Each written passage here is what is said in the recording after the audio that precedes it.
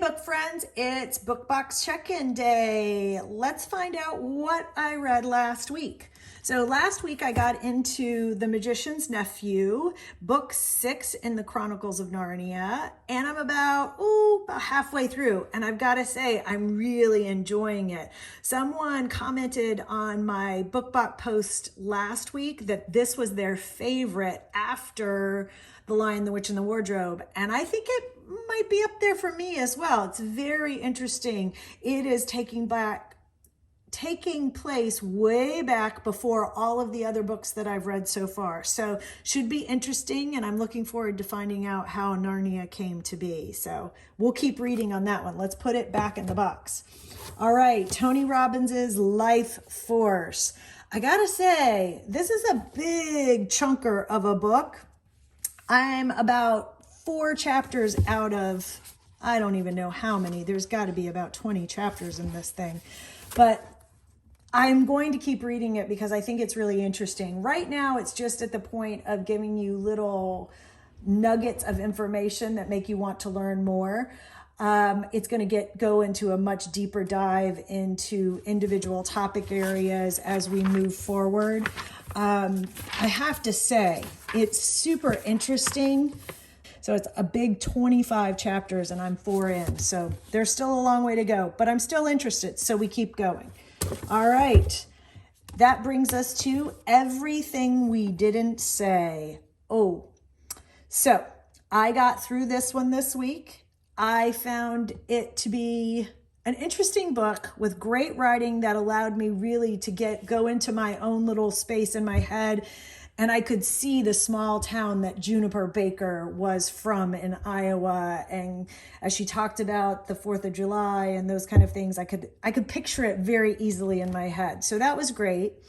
I found the characters interesting. Juniper especially, there's definitely some dark things in her past, right away. The timeline jumps back from present day to the summer before she left for college, and a lot went down in that small town during that summer.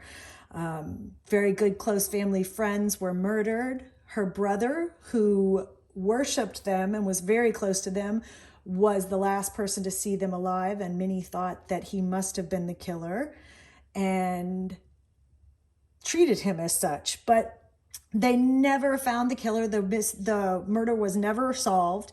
So Juniper comes back to figure out what happened and try to sort out her life. Very interesting. There's some twists in there. Some you'll see coming, some you won't see coming.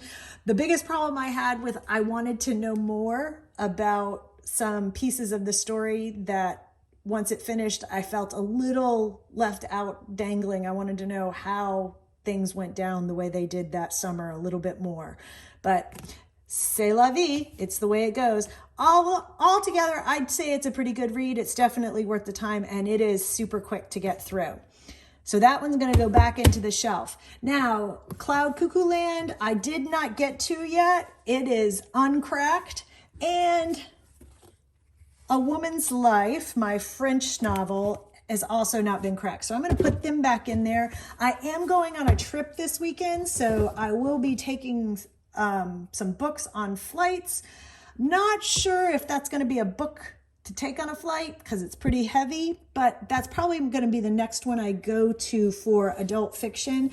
I am, however, going to go ahead and add in The Last Battle for C.S. Lewis and the Chronicle of Narnia series, because I think I'll finish this one up, the number 6 this week, and get started on number 7. Pretty sure that will happen, but pretty good. I also am going to add in one other adult fiction, The Precious Days, Essays by Ann Patchett. I thought this might be a good travel book because it's essays. There'll be short reads to get through. And I love, love, love Ann Patchett. So don't know what I'll end up taking with me on the plane, but definitely want to have lots of good choices. I'm also going to add in a historical fiction because I don't have one in there, and I love me some historical fiction. So I am adding in Chanel's Riviera. Riviera, sorry about that. Glamour, Decadence, and Survival in Peace and War, 1930 to 1944. Ooh, this sounds really good.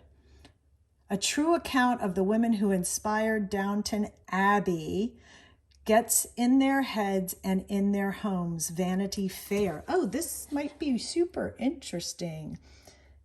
In this captivating narrative, Chanel's Riviera explores the fascinating world of the Côte d'Azur during a period that saw the deepest extremes of luxury and terror in the 20th century. Okay, yeah, that's going in there. That might have to go on the trip with me. I don't know. We'll see. But I think the box is pretty full, so we're going to leave it at that. Happy reading, everybody. I'll check in with you next week.